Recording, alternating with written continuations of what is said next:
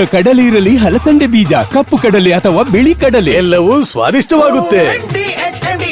Shilpa Shetty ಪಬ್ನಲ್ಲಿ IT ದಾಳಿ, ದಾಖಲೆಗಳ ಪರಿಶೀಲನೆ, ಅಕ್ಷತಾ ಪೂಜಾರಿ ಮೇಲೆ ಹಲ್ಲೆ ಕೇಸ್, ಕೊನೆಗೂ ಪ್ರತಿಭಟನೆಗೆ ಮಣಿದ ಪೊಲೀಸರು. ಇದೆಲ್ಲವನ್ನು ನೋಡೋಣ ಕರ್ನಾಟಕ ನ್ಯೂಸ್ ಟಾಪ್ನಲ್ಲಿ. ಶಿಲ್ಪಾ ಶೆಟ್ಟಿ ಒಡೆತನದ ಬ್ಯಾಸ್ಟಿಯನ್ ಪಬ್ನಲ್ಲಿ ಐಟಿ ದಾಳಿ ನಡೆದಿದೆ. ಬೆಂಗಳೂರಿನ ಸೆಂಟ್ ಮಾರ್ಕ್ ರಸ್ತೆಯಲ್ಲಿರುವ ಬ್ಯಾಸ್ಟಿಯನ್ ಪಬ್ನಲ್ಲಿ ಪಬ್ ವಹಿವಾಟು, ಅಕೌಂಟ್ಸ್ ಕಡತಗಳನ್ನ ಐಟಿ ಅಧಿಕಾರಿಗಳು ಪರಿಶೀಲಿಸಿದ್ರು. 10ಕ್ಕೂ ಹೆಚ್ಚು ಐಟಿ ಅಧಿಕಾರಿಗಳ ತಂಡ ದಾಳಿ ನಡೆಸಿ ಪರಿಶೀಲನೆ ನಡೆಸಿದ್ದಾರೆ. ಅಕ್ಷತಾ ಪೂಜಾರಿ ಮೇಲೆ ಹಲ್ಲೆ ಮಾಡಿದ್ದ ಪೊಲೀಸರು ತೀವ್ರಗೊಂಡ ಪ್ರತಿಭಟನೆಗೆ ಕೊನೆಗೂ ಮಣಿದಿದ್ದಾರೆ. ಅಕ್ಷತಾ ಪೂಜಾರಿ ದೂರಿನ ಆಧಾರದಲ್ಲಿ ಎಫ್ಐಆರ್ ದಾಖಲಿಸಲು ಪ್ರತಿಭಟನಾಕಾರರು ಒತ್ತಾಯಿಸಿದ್ರು. ಮಧ್ಯಾಹ್ನ 3 ಗಂಟೆಯಿಂದ ರಾತ್ರಿವರೆಗೂ ಪ್ರತಿಭಟನೆ ನಡೆಯಿತು. ಬ್ರಹ್ಮಾವರ ಠಾಣೆ ಮುಂದೆ ಬಿಲ್ಲವ ಮುಖಂಡರು ಹಾಗೂ ವಿವಿಧ ಸಂಘಟನೆಗಳು ಹೋರಾಟ ನಡೆಸಿದ್ವು. ಅಕ್ಷತಾ ಪೂಜಾರಿ ದೂರಿನಂತೆ 5 ವಿರುದ್ಧ ಎಫ್ಐಆರ್ಗೆ ಸಿದ್ಧತೆ ನಡೆಸಿದ್ರು. ನೈತಿಕ ಪೊಲೀಸ್ಗಿರಿ ಮಾಡ್ತಿದ್ದ ಅಪಾರ್ಟ್ಮೆಂಟ್ ಅಸೋಸಿಯೇಷನ್ ಅಧ್ಯಕ್ಷನ ವಿರುದ್ಧ ಎಫ್ಐಆರ್ ದಾಖಲಾಗಿದೆ. ದೊಡ್ಡಬೆಲೆಯ ಪ್ರಾವಿಡೆಂಟ್ ಸನ್ವರ್ತ್ ಅಪಾರ್ಟ್ಮೆಂಟ್ ವಿರುದ್ಧ ಎಫ್ಐಆರ್ ದಾಖಲಾಗಿದೆ. ಅಪಾರ್ಟ್ಮೆಂಟ್ ಅಸೋಸಿಯೇಷನ್ ನಿಂದ ಅವರದ್ದೇ ಬೈಲ, ತಪ್ಪು ಮಾಡುವ ಅಪಾರ್ಟ್ಮೆಂಟ್ ವಾಸಿಗಳಿಗೆ ಅವರದ್ದೇ ಕಾನೂನು ರೂಪಿಸಿಕೊಂಡಿದ್ರು. ಹಲ್ಲೆ, ಲೈಂಗಿಕ ಕಿರುಕುಳ, ಕಳ್ಳತನ, ಡ್ರಗ್ಸ್ ಸಂಬಂಧಿತ ತಪ್ಪಿಗೂ ದಂಡ ವಿಧಿಸುತ್ತಿದ್ರು. ಗಂಭೀರ ಪ್ರಕರಣಗಳು ನಡೆದ್ರೂ ಪೊಲೀಸರಿಗೆ ಮಾಹಿತಿ ನೀಡುತ್ತಿರಲಿಲ್ಲ. ಪ್ರಕರಣ ದಾಖಲಿಸಿ ಕುಂಬಳಗೋಡು ಠಾಣೆ ಪೊಲೀಸರು ತನಿಖೆ ನಡೆಸುತ್ತಿದ್ದಾರೆ. ಮೀಟರ್ ಬಡ್ಡಿ ದಂಧೆಗೆ ನಲುಗಿದ ಕುಟುಂಬಕ್ಕೆ ರೈತ ಸಂಘ ಆಸರೆಯಾಗಿದೆ. ಸಾಲ ಮರುಪಾವತಿ ಮಾಡದ ಆರೋಪದಲ್ಲಿ ಮನೆಗೆ ಬೀಗ ಜಡಿದ ಖಾಸಗಿ ಫೈನಾನ್ಸ್ಗೆ ಸೆಡ್ಡು ಹೊಡೆದ ರೈತ ಮುಖಂಡರು ಮನೆಗೆ ಹಾಕಿದ್ದ ಬೀಗ ಒಡೆದು ಒಂಟಿ ಮಹಿಳೆ ಮನೆಗೆ ತೆರಳಲು ಅವಕಾಶ ನೀಡಿದ್ದಾರೆ. ಹಾಸನ ಜಿಲ್ಲೆ ಅರಸೀಕೆರೆ ತಾಲೂಕಿನ ಲಾಳನಕೆರೆ ಗ್ರಾಮದ ಮಂಜುಳರನ್ನ ಮನೆಯಿಂದ ಹೊರಹಾಕಿ ಲಿಕ್ವಿಡ್ ಫೈನಾನ್ಸ್ ಸಿಬ್ಬಂದಿ ಮನೆಗೆ ಬೀಗ ಹಾಕಿದ್ರು. ಸಹಕಾರ ಸಂಘದ ಕಚೇರಿ ಬೀಗ ಒಡೆದು 14.12 ಲಕ್ಷ ನಗದು ಕಳ್ಳತನ ಮಾಡಲಾಗಿದೆ. ಚಾಮರಾಜನಗರ ಜಿಲ್ಲೆ ಗುಂಡ್ಲುಪೇಟೆ ತಾಲೂಕಿನ ಮೂಡುಗೂರಿನಲ್ಲಿ ಪ್ರಾಥಮಿಕ ಕೃಷಿ ಪತ್ತಿನ ಸಹಕಾರ ಸಂಘದ ಕಚೇರಿಯ ಬೀಗ ಒಡೆದು ಕೃತ್ಯ ಎಸಗಲಾಗಿದೆ. ಘಟನಾ ಸ್ಥಳಕ್ಕೆ ಚಾಮರಾಜನಗರ ಎಸ್ಪಿ ಡಾಕ್ಟರ್ ಕವಿತಾ ಭೇಟಿ ನೀಡಿ ಪರಿಶೀಲಿಸಿದ್ರು. 2 ತಿಂಗಳಿನಿಂದ ಬಾರದ ಗೃಹಲಕ್ಷ್ಮಿ ಹಣ, ಸದನದಲ್ಲಿ ಉತ್ತರಕ್ಕೆ ಪಟ್ಟು ಹಿಡಿದ ಬಿಜೆಪಿ. ಕಮಲ ನಾಯಕರ ಹೋರಾಟದ ಬಳಿಕ ತಪ್ಪು ಒಪ್ಪಿಕೊಂಡ ಲಕ್ಷ್ಮಿ ಹೆಬ್ಬಾಳ್ಕರ್. ಹಣ ಕೊಡದಷ್ಟು ಸರ್ಕಾರ ದಿವಾಳಿಯಾಗಿದೆ ಅಂತ ಕೆದಕಿದ ಬಿಜೆಪಿ. ಇನ್ನು ಸಾಕ್ಷಿಗಳ ಉತ್ತರದಿಂದ ದರ್ಶನ್ ಗ್ಯಾಂಗ್ಗೆ ಸಂಕಷ್ಟ. ಇದೆಲ್ಲವನ್ನು ನೋಡೋಣ ಸಮಗ್ರ ನ್ಯೂಸ್ ಟಾಪ್ನಲ್ಲಿ.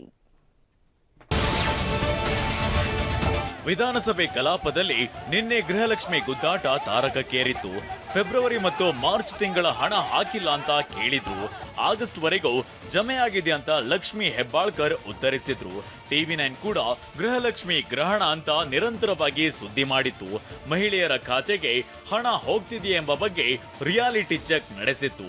ಬಹುತೇಕ ಮಹಿಳೆಯರು ಹಣ ಬರ್ತಿಲ್ಲ ಅಂತ TV9 ಮುಂದೆ ಹೇಳಿದ್ರು.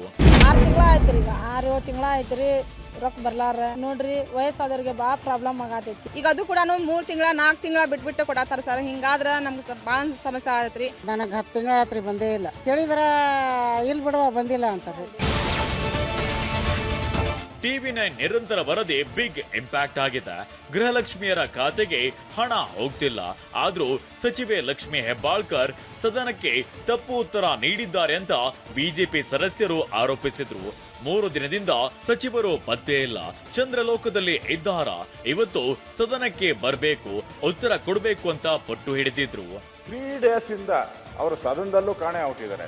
ನಾನು 3 ದಿನ ಬಂದು ತಮ್ಮ ಚೇಂಬರ್ಗೂ ಹೇಳಿದೆ, ಸರ್ ಏನಿದು ಅವಕಾಶ ಮಾಡಿ ಅವ್ರು ಕರೆಸಿ ಮಾತಾಡಿ 5,000 ಇಲ್ಲ, ಎಲ್ಲಿ ಬರ್ತಾನೆ ಇಲ್ಲಲ್ಲ, ಏನು ಅವ್ರೇನ ಅಲ್ಲಲ್ಲ 3 ದಿನದಿಂದ ಪತ್ತೆ ಇಲ್ಲ ಅಂದ್ರೆ ಚಂದ್ರಲೋಕದಲ್ಲಿ ಇದ್ದಾರೆ ಅವರು.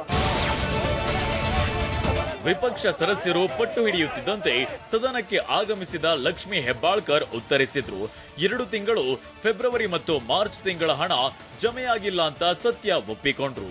ಪದೇ ಪದೇ ಫೆಬ್ರವರಿ ಮಾರ್ಚ್ ಅನ್ನ ಕೇಳಿದಾಗ ನನ್ನ ಮಾಹಿತಿ ಪ್ರಕಾರ ಕೊಟ್ಟಿದ್ದೀವಿ ಅನ್ನೋದು ಒಂದಿತ್ತು. ಆದರೆ ಹೋಗಿ ನಾನು ಮತ್ತೆ ವಿಚಾರಣೆ ಮಾಡಿದಾಗ ಫೆಬ್ರವರಿ ಮಾರ್ಚು ಇನ್ನೂ ಹಾಕೆಲ್ಲ ಸ್ವಲ್ಪ ಹೆಚ್ಚು ಕಡಿಮೆ ಆಗಿ ಅನ್ನುವಂಥ ಮಾಹಿತಿ ನನಗೆ ಬಂತು. ಆದರೆ ಇದರ ಅರ್ಥ ಎಲ್ಲರಿಗೂ ಹೇಳಲಿಕ್ಕೆ ಬಯಸ್ತೇನೆ, ಸದನದಲ್ಲಿರುವಂಥ ಎಲ್ಲ ಸನ್ಮಾನ್ಯ ಗೌರವಾನ್ವಿತ ಸದಸ್ಯರಿಗೆ ಹೇಳಲಿಕ್ಕೆ ಬಯಸ್ತೇನೆ, ತಮಗೆಲ್ಲರಿಗೂ ತಪ್ಪು ಮಾಹಿತಿಯನ್ನು ಕೊಡೋದಾಗಲಿ ಅಥವಾ ಸದನನ ಮಿಸ್ಲೀಡ್ ಮಾಡೋದಾಗಲಿ ನನ್ನ ಉದ್ದೇಶವಿಲ್ಲ. ನಾನು ಖಂಡಿತವಾಗ್ಲೂ ಫೈನಾನ್ಸ್ ಮಿನಿಸ್ಟ್ರು ಸಿದ್ದರಾಮಯ್ಯ ಸಾಹೇಬ್ರಿದ್ದಾರೆ, ಮುಖ್ಯಮಂತ್ರಿಗಳಿದ್ದಾರೆ, ಫೈನಾನ್ಸ್ ಡಿಪಾರ್ಟ್ಮೆಂಟ್ ಹತ್ರ ಮಾತಾಡ್ತೀವಿ. ಯಾಕೆ 2 ತಿಂಗಳದ ವ್ಯತ್ಯಯ ಆಯಿತು, ಆಗಿದ್ರೆ ಅದನ್ನು ಮಾತಾಡಿ ಆದಷ್ಟು ಶೀಘ್ರದಲ್ಲೇ, ಮೊನ್ನೆ ಹೌಸ್ನಲ್ಲಿ ಮುಖ್ಯಮಂತ್ರಿಗಳು ಕೂಡ ಹೇಳಿದ್ದಾರೆ, ಅದನ್ನು ಆಗಲಿಲ್ಲ ಅಂತಂದರೆ ಶೀಘ್ರದಲ್ಲಿ ಮಾಡ್ತೀವಿ. ಬಟ್ ಈ ವೇಳೆ ಮಧ್ಯ ಪ್ರವೇಶಿಸಿದ ಶಾಸಕ ಸುನೀಲ್ ಕುಮಾರ್ ಸರ್ಕಾರ ದಿವಾಳಿಯಾಗಿದೆ, ಹಣ ಹಾಕಲು ಆಗ್ತಿಲ್ಲ ಅಂತೇಳಿ ಅಂತ ಹೇಳಿದ್ರು. ಈ ಮಾತಿಗೆ ಡಿಕೆ ತಿರುಗೇಟನ್ನ ನೀಡಿದ್ದಾರೆ. ನೀವು ಗ್ಯಾರಂಟಿ ಯೋಜನೆಗಳನ್ನ ಘೋಷಣೆ ಮಾಡಿದಿರಿ, ಆದರೆ ಸರಿಯಾದ ಸಮಯಕ್ಕೆ ಯಾವುದನ್ನು ಕೂಡ ತಲುಪಿಸ್ಲಿಕ್ಕೆ ಆಗ್ತಾ ಇಲ್ಲ. ಸರ್ಕಾರ ದಿವಾಳಿ ಆಗಿದೆ, ಆ ಕಾರಣಕ್ಕೆ ಇದನ್ನು ಕೊಡ್ತಿಲ್ಲ ಅನ್ನೋದನ್ನ ಹೇಳಿ. ನೀವು 3 ದಿನ ಮಾರ್ಚ್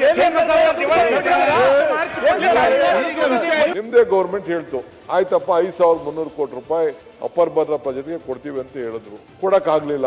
ಇಲ್ಲಿ ನರೇಗಾ ದುಡ್ಡು ಇವತ್ತರೆಗೂ ಕೂಡ ಕೋಟ್ಯಾಂತರ ರೂಪಾಯಿ ಕೊಡಬೇಕು, ಜಲ್ ಜೀವನ್ ಮಿಷನ್ ದುಡ್ಡು ಸುಮಾರು 30-40 ಸಾವಿರ ಕೋಟಿ, ಹಂಗಂತ ಕೇಂದ್ರ ಸರ್ಕಾರ ದಿವಾಳಿಯಾಗೋಯ್ತು ಅಂತ ಹೇಳಕ್ ಆಗ್ತದ? ನಾನು ಕಂದಾಯ ಸಚಿವ ಕೃಷ್ಣ ಭೈರೇಗೌಡರ ವಿರುದ್ಧ ಗಂಭೀರ ಆರೋಪ ಕೇಳಿ ಬಂದಿದೆ. ಕೋಲಾರ ಜಿಲ್ಲೆ ನರಸಾಪುರ ಹೋಬಳಿಯ ಗರುಡನಪಾಳ್ಯದಲ್ಲಿ 21 ಎಕರೆ ಭೂಮಿಯನ್ನ ಕಬಳಿಸಿದ್ದಾರೆ ಅಂತ ಬಿಜೆಪಿ ಆರೋಪಿಸಿದೆ. ನಕಲಿ ದಾಖಲೆ ಸೃಷ್ಟಿಸಿ ಅಧಿಕಾರ ದುರ್ಬಳಕೆ ಮಾಡಿಕೊಂಡು ಸ್ಮಶಾನ ಮತ್ತು ಕೆರೆ ಜಾಗವನ್ನ ಕಬಳಿಸಿದ್ದಾರೆ ಅಂತ ಪರಿಷತ್ ವಿಪಕ್ಷ ನಾಯಕ ಛಲವಾದಿ ನಾರಾಯಣಸ್ವಾಮಿ ಬಾಂಬ್ ಹಾಕಿದ್ದಾರೆ. ಬಿಜೆಪಿ ಮುಖಂಡ ತಮ್ಮೇಶ್ ಗೌಡ ದಾಖಲೆ ಬಿಡುಗಡೆ ಮಾಡಿದ್ದಾರೆ. 21 ಎಕರೆ 16 ಗುಂಟೆ. ಇಲ್ಲಿ ಕಡಿಮೆ ಅಂತಂದ್ರೆ ಇವತ್ತು 5 ರಿಂದ 6 ಕೋಟಿ ಬಾಳ್ತಕ್ಕಂಥ ಜಮೀನುಗಳು. ಇದು ಸ್ಮಶಾನದ ಜಮೀನು, ಇದು ಯಾರೂ ಕೂಡ ತಮ್ಮ ಹೆಸರಿಗೆ ಮಾಡಿಕೊಳ್ಳಲಿಕ್ಕೆ ಬರೋದಿಲ್ಲ.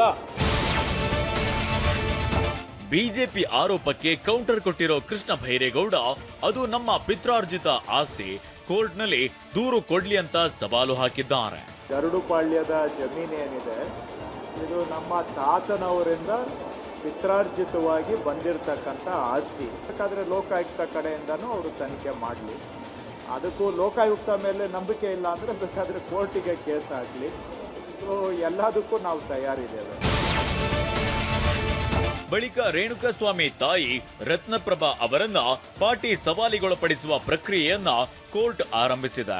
ಪವಿತ್ರಗೌಡ ಪರ ವಕೀಲ ಬಾಲನ್ ರತ್ನಪ್ರಭಾರಿಗೆ ಹಲವು ಪ್ರಶ್ನೆ ಕೇಳಿ ಪಾಟಿ ಸವಾಲ್ ನಡೆಸಿದ್ರು. ವಿಚಾರಣೆ ಇಂದಿಗೆ ಮುಂದೂಡಿದ್ದು ಇವತ್ತು ಕೂಡ ಪಾಟಿ ಸವಾಲು ಮುಂದುವರಿಯಲಿದೆ. ಇನ್ನು TV, news paper, radio, music, meditation, ಮನೆ ಊಟ ಬೇಡಿಕೆಟ್ಟಿದ್ದ ಪವಿತ್ರಗೌಡ ಪರ ವಕೀಲರ ಕೋರಿಕೆ ಮೇರೆಗೆ ಕೋರ್ಟ್ ಪವಿತ್ರಗೌಡ ಸೆಲ್ಗೆ ಟಿವಿ, ನ್ಯೂಸ್ ಪೇಪರ್ ಪುಸ್ತಕ ಒದಗಿಸಲು ಜೈಲಾಧಿಕಾರಿಗಳಿಗೆ ಸೂಚನೆ ನೀಡಿದೆ.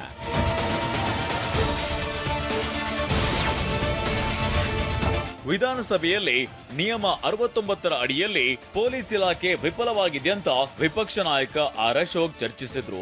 ಸೆಂಟ್ರಲ್ ಜೈಲಿನಲ್ಲಿ ದರ್ಶನ್ ಸಿಗರೆಟ್ ಸೇದಿದ ಫೋಟೋ ಹೇಗೆ ಬಹಿರಂಗವಾಯಿತು ಅಂತ ಪ್ರಶ್ನಿಸಿದ್ರು.